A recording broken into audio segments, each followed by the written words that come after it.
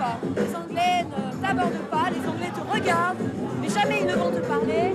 Ou alors, s'ils te parlent, c'est après avoir bu 15 bières, et là, ils te tombent dans les bras endormis. Donc, c'est pas terrible. Moment d'émotion pour Nicolas Priuso. À 17 ans, il quitte sa famille et sa Vendée natale pour Londres. Ce jeune boulanger y a décroché son premier emploi. Ça prend un petit peu là, quoi. Mais bon, à part ça, c'est bon. C'est un pari audacieux ? Oui. Non, c'est son choix. Il a réfléchi quand même. C'est bien. Ça lui plaît, on est tous contents. Non, mais c'est vrai qu'autrefois, moi, je sais pas si on serait parti comme ça. Hein. Pas sûr. Déjà, les parents ne nous auraient pas laissé partir, je pense. Alors... Je crois qu'on ne laisse pas partir ses enfants quand même sans avoir le cœur serré. Mais je crois que pour lui, c'est pareil. Je crois qu'il y avait de l'émotion également en lui. Hein. Bon voyage. Bonne installation. Je crois que quand on part et qu'on a fait un choix, qu'on est déterminé, qu'on l'a bien préparé, que tout est cadré, je crois que c'est très rassurant. C'est pas partir à l'inconnu, c'est pas partir pour fuir, c'est partir pour vivre quelque chose dans lequel je dis bien encouragé. On l'a tous encouragé et puis on est toujours là pour le soutenir. J'avais envie de partir, je savais pas pourquoi. J'avais envie d'aller à Londres aussi, je savais pas pourquoi. Mais j'attends quelque chose, ouais. Je sais pas quoi non plus.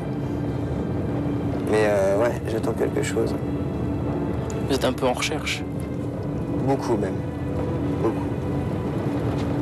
Enfin, on recherche, ouais, mais je finirai par trouver de toute façon, même si je sais pas ce que je cherche.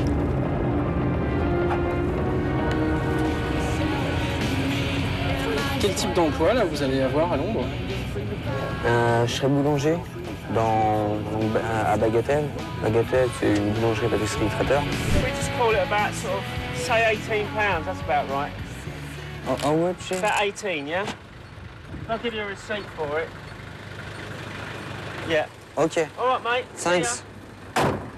La banque me prend énormément de temps. En plus de ça, je voyage beaucoup en France et à l'étranger. Mais de temps en temps, je viens taper 2-3 balles. À la sortie d'HEC, Pierre Gervier a choisi de commencer sa carrière de banquier à Londres. C'est pas mal. C'est pas mal, un peu court, mais ça va, ça reste sur le fairway. Le golf en France pendant très longtemps a été considéré comme un sport un petit peu aristocratique, réservé à des gens avec des moyens élevés, alors qu'ici, ça a toujours été un sport de grand public. Les loisirs sont importants en France aussi, mais il n'y a pas cette religion du loisir qu'il peut y avoir ici à Londres et en Angleterre en général. Tout ce qui est sportif les attire énormément.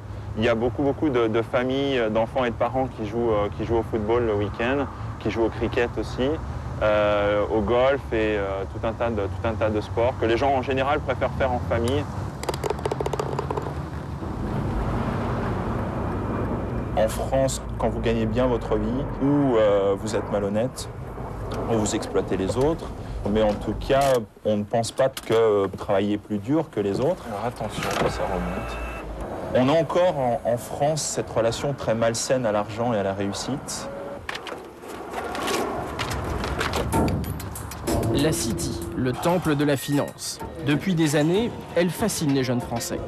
Leur rêve, devenir trader, ces opérateurs sur les marchés financiers qui peuvent, en cas de succès, empocher rapidement plusieurs millions de francs.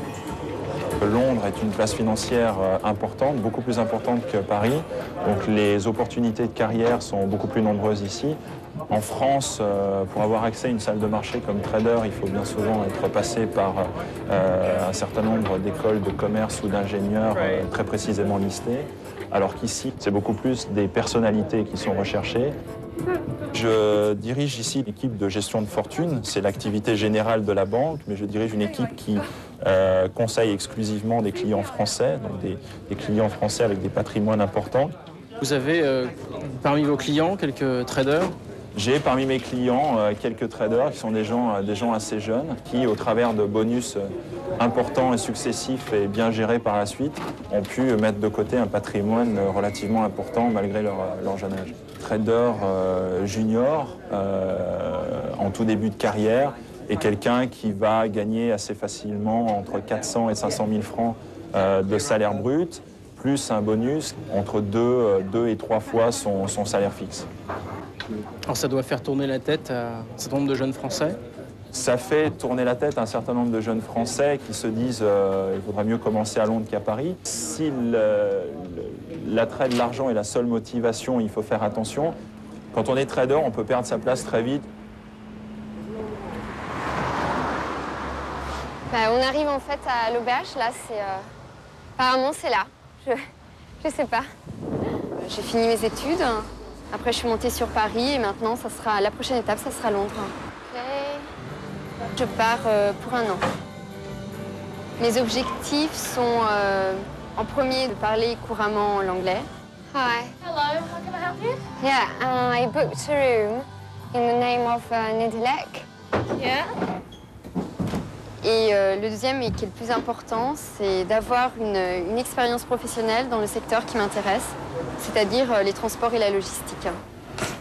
Voilà, c'est ma chambre. A priori, je m'attendais un peu à autre chose. Je trouve ça un peu sinistre. Si franchement, je trouve ça un peu trop lugubre, je crois que je vais être obligée de bouger. Ok. Mais voilà, quoi. Sympa. Je sais pas. C'est pas top. Combien ça vous coûte ici? Ça me coûte 100 francs, en fait, la nuit, ce qui est pas cher du tout.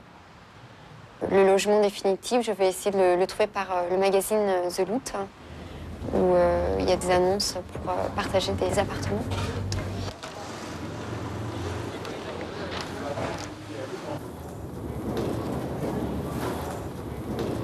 J'ai trouvé un boulot le premier jour. J'ai commencé et j'ai trouvé un boulot le premier jour. Bon, voilà, et j'ai trouvé un boulot dans un restaurant turc, où j'étais payée 1 livre 50 de l'heure, où je travaillais 10 heures par jour, 6 jours par semaine. C'est très facile à trouver, ce genre de boulot. Oui. Il y en a partout. J'ai travaillé dans différents pubs qui étaient beaucoup plus sympathiques, où j'étais bien mieux payée. Il est évident que, au bout du compte, c'est quand même pas quelque chose d'extrêmement satisfaisant sur le plan personnel de laver des assiettes et des verres toute la journée. Ça a un côté un peu bohème qui peut être intéressant et fascinant au départ, mais qui devient extrêmement lassant très rapidement.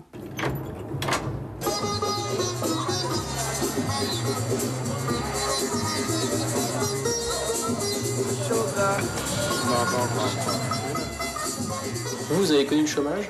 Oui. On vous donne une petite somme d'argent, c'est-à-dire 500 francs par semaine, pour survivre. C'est extrêmement déprimant, je peux vous le dire.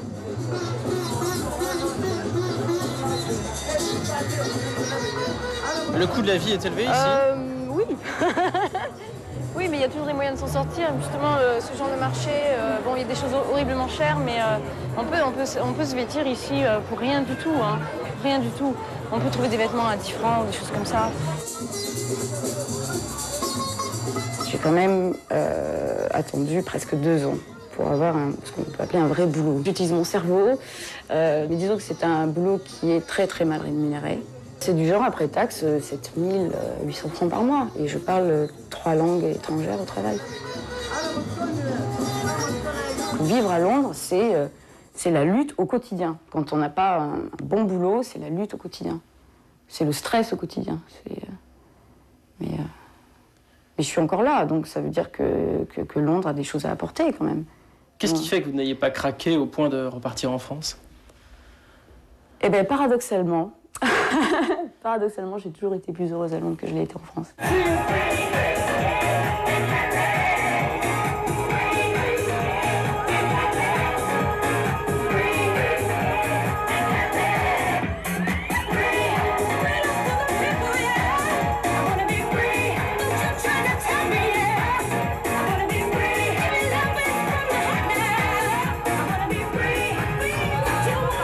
Londres, c'est quand même une longue histoire d'amour. Donc dès l'âge de 18 ans, en fait, tous les ans, je venais à Londres, d'une manière ou d'une autre, au père.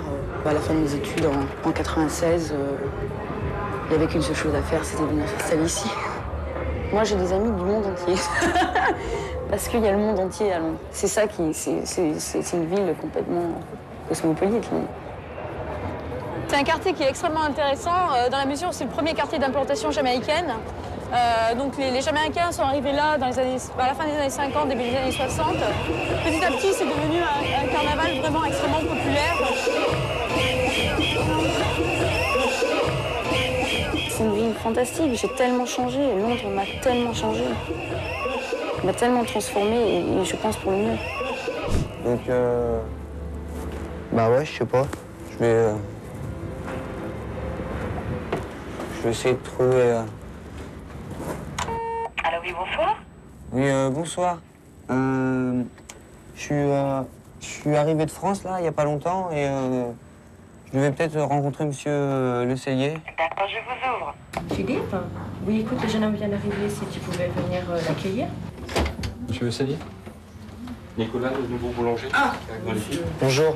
Bonjour, monsieur Nicolas. Suivez-vous. Donc demain, prise de poste, remise du livret professionnel pour définir votre poste. Et puis après, bon, bah, petite période d'adaptation en Angleterre. Hein. Peut-être un petit coup de cafard. Ça arrive hein, dans les 15 premiers jours, mais c'est pas grave. Ça passera, tous les autres, ils sont passés. Oui, mademoiselle Caroline Priuso? Oui, ne quittez pas, je vous passe Nicolas, votre frère. Caro? Ouais. Ouais. Bah, je suis à l'entreprise Bagatelle. Le monsieur, c'est Jacques Le Cellier, mon patron. Donc tu diras à tout le monde que je suis bien arrivé, hein, que c'est que c'est impeccable, et puis ben voilà. Impeccable, je te dis, c'est super. Voilà, et puis demain au boulot. Pas de problème. Ok? Bah, je vous Allez, remercie. et bienvenue encore dans l'équipe. Merci. Alors, vous pensez que ce sera une bonne recrue? Bah, je l'espère. Hein. On espère toujours, quand on recrute quelqu'un, que cette personne-là va rester au moins une année chez nous, pour justement mettre à profit aussi bien une petite connaissance du pays, de la langue et puis du métier. Bon, malheureusement, on a pas mal de gens qui passent aussi. Les gens sont toujours très enthousiastes au départ de France. Et puis lorsqu'on arrive en Angleterre, bah, c'est plus du tout Paris, ou c'est plus du tout la province. Alors on a perdu ces petits points de repère. Donc tu vois, tu repères quand même. Hein. En fait, ça, la tour, c'est ton point de repère. En fait, on a juste traversé, moi, ce que j'appelle l'autoroute, en fait. Ah. Et donc là, on continue tout droit. Et à la tour, on va tourner à gauche. De toute façon, je prendrai le temps de t'expliquer ça. Si tu veux partager ta chambre, si tu trouves que ça fait trop cher, tu me tiens au courant. Moi, je te trouve quelqu'un pour partager. Bon, faut toujours faire gaffe. Ah, jamais. Combien il vous faut d'argent là, pour le loyer? Là, il y avait 2 chambres. On avait à peu près, il y avait 2 chambres, une à 60 livres et une à 80. Il est possible que celle à 60 soit partie. Ce qui fait 80, ça fait du 800 francs par semaine. Donc vous multipliez par 4, 4 fois 32, ça vous fait du 3200. Sorry, no, that's okay. That's all right. So, this is the young lad, okay? Hello. T'as quelque chose de propre, Ouais. très propre, de neuf en fait. T'as la télé. How long are you going to stay? Pardonne. Oh, you don't understand. Combien de temps il va rester ici? Tu vas rester ici?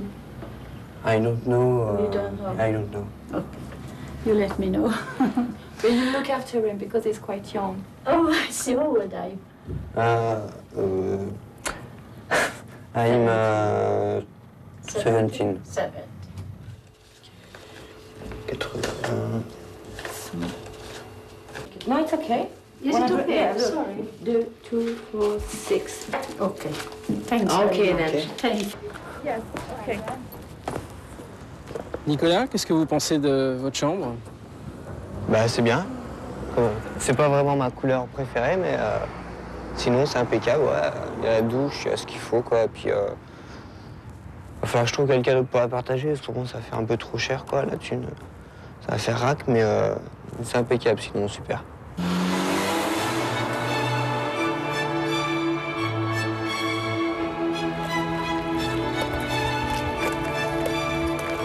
Ce matin, je vais au centre Charles Péguy. Et vous y allez à pied? J'y vais à pied, je passe par Hyde Park. J'en profite pour découvrir les endroits verts de Londres.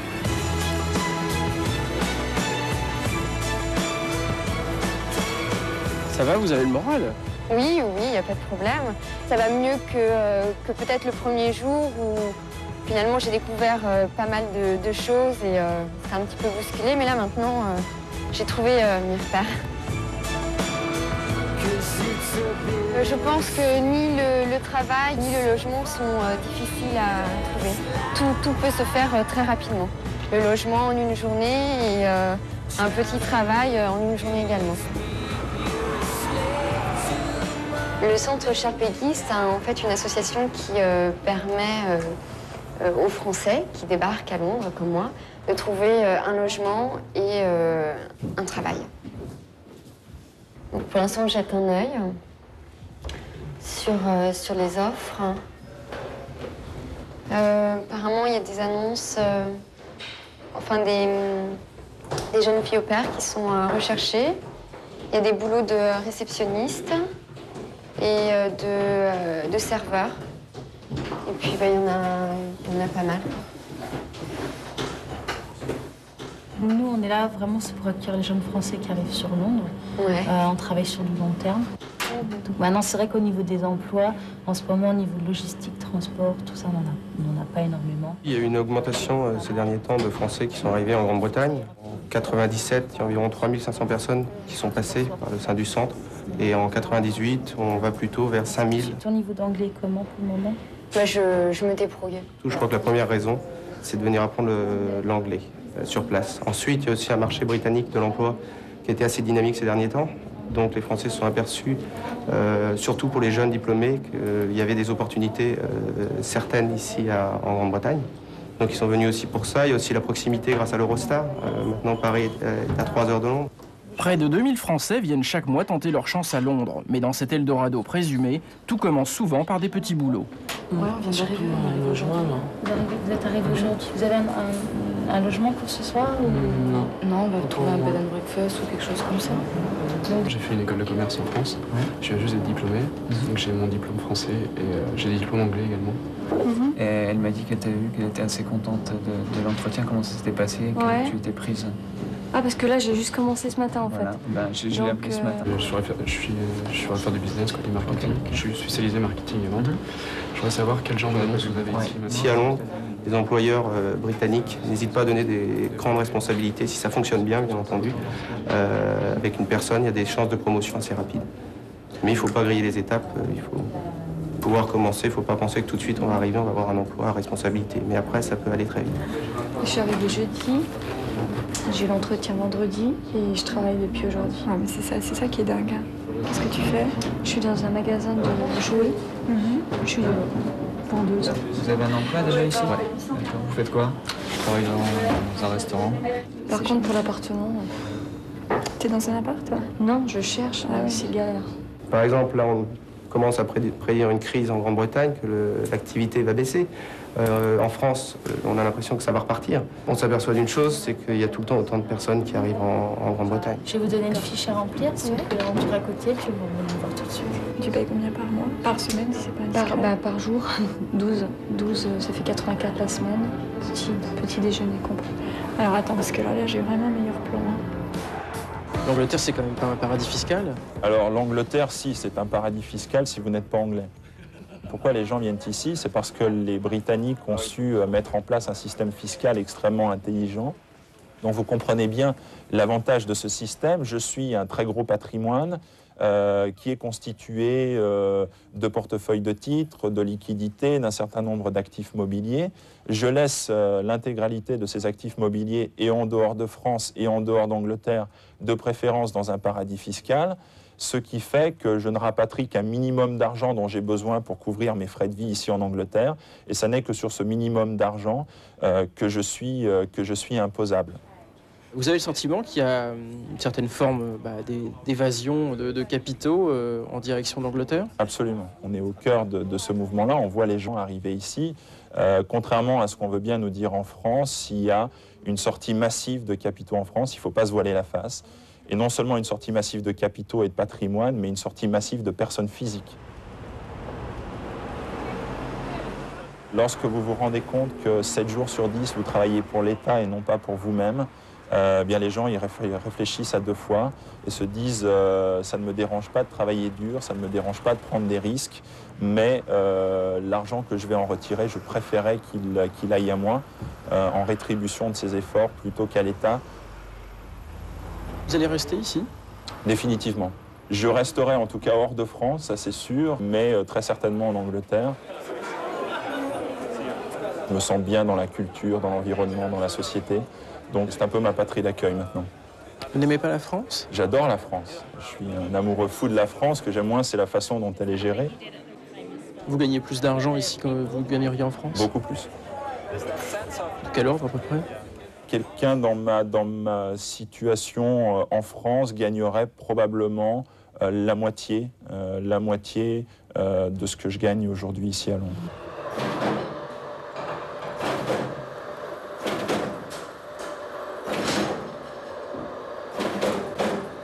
Vous vous êtes bien adapté à votre nouvel emploi? Ça va, ouais, on va dire. Ouais, ça a été. Enfin, c'est pas fini, mais disons que je suis en phase d'adaptation. Vous gagnez combien à peu près? 6 500 les 2 premiers mois. Et après, je sais pas, on discute à droite à gauche que comme j'ai pas encore signé mon contrat, après les 3 à 4 semaines d'essai, mais d'après ce que j'entends, je peux compter entre 7 500 et 8 000, je sais pas trop. Ouais, je compte une base de 8 000, je crois. Ça devrait être suffisant pour vivre ici. Ouais, ça va être suffisant pour que j'aille à Camden Town, là, à la rue où j'étais ce matin, pour aller m'acheter des fringues et des chaussures. Vous le voyez, on verra après. Les 2 premiers mois vont être durs. Après, ça devrait être bon.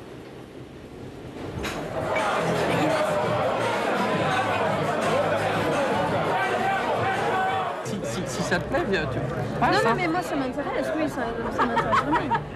C'est clair, ça a l'air d'être un boulot quand même plus intéressant que ce que je fais de toute façon. Mais c'est quoi le salaire de base au départ? Alors le salaire de base, ça serait le même que celui que tu as. Moi, c'est celui que j'avais. Moi, je suis arrivé à 12 000. Ouais. Et dans les 2 mois qu'on suivi, je suis passé à 15 000 et je vais être à 18 000 dans le mois prochain. Bah oui, mais non, ça m'intéresse vraiment. Mais ce qu'il faut, c'est... Alors le truc, c'est toujours pareil. C'est qu'avec cette saloperie de libéralisme où t'es employé, tu peux être viré le lendemain, ça se fait en douce. Tu vois, mon patron te verrait, puis à partir du moment où c'est signé, parce que je peux pas trop, c'est mon pote. Il verrait, il faut que je me déshabille ou Non, c'est pas ça. Non, c'est pas ça, c'est si tu prends la place de quelqu'un qui est mon pote. Oh là là, attends, c'est terrible. Prendre la place de quelqu'un d'autre, c'est quelque chose qui vous gêne? Ouais. Je prends la place d'un autre, mais d'ici 3 mois, si ça se trouve, 3 mois après, moi je me ferai virer aussi.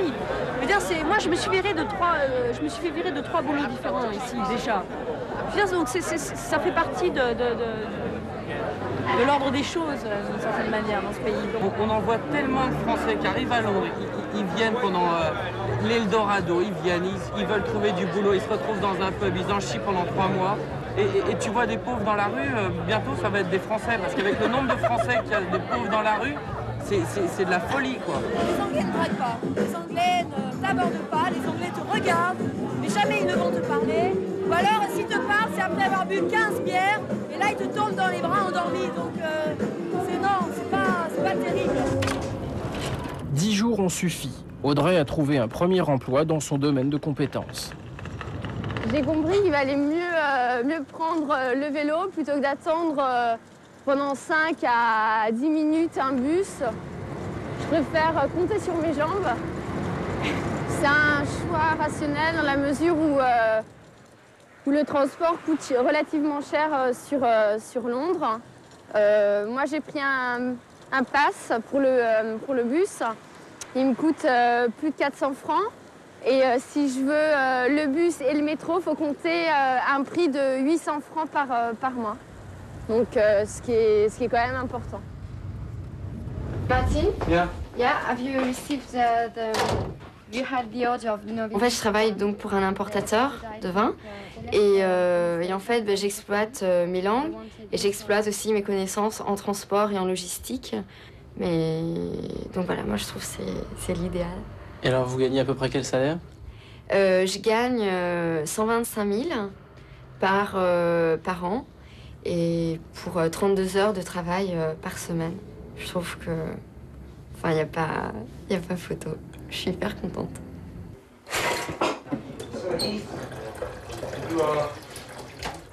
J'ai un appartement que je partage avec deux colocataires qui sont Jason et Alan. Et dans un endroit qui est super agréable.